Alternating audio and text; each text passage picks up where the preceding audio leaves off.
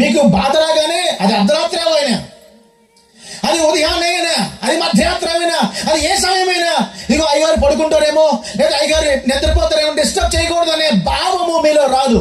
ఏం చేస్తా చెప్పండి? అది ఎంత రాత్రి అయినా చెప్పండి, ఏం చేస్తా చెప్పండి? మీకు మొదటిగా గుర్తొచ్చేది పాస్టర్ గారే. మీ ఆశను దేవుని సేవకుల దగ్గరికి పెట్టి, అయ్యగారండి మాకు ఈ కష్టం వచ్చింది, మాకు ఈ బాధ వచ్చింది, లేదు మాకు ఈ పరిస్థితి వచ్చింది, మీరు దయచేసి ప్రార్థన చేయండి అని అడుగుంటారు. రోగాల గురించి అడిగారు, కుటుంబాల గురించి అడుగుంటారు, బిడ్డల పెళ్లిళ్ళ గురించి అడుగుంటారు, బిడ్డల చదువుల గురించి అడుగుంటారు, వ్యాపారాల గురించి అడుగుంటారు, వ్యవసాయం గురించి అడుగుంటారు, కుటుంబాల్లో శోధనలు, పోరాటాలు, బలహీనమైన పరిస్థితులు, మనస్పర్ధాలు, భేదాలు, అవమానాలు, అవరోధాలు ఎన్నో మీ జీవితం లాగా వాటన్నిటి కొరకు ప్రార్థన చేయమని మీ సేవకుని దగ్గరికి వెళ్ళి ఉంటారు. అవునా చెప్పండి? వెళ్ళారు.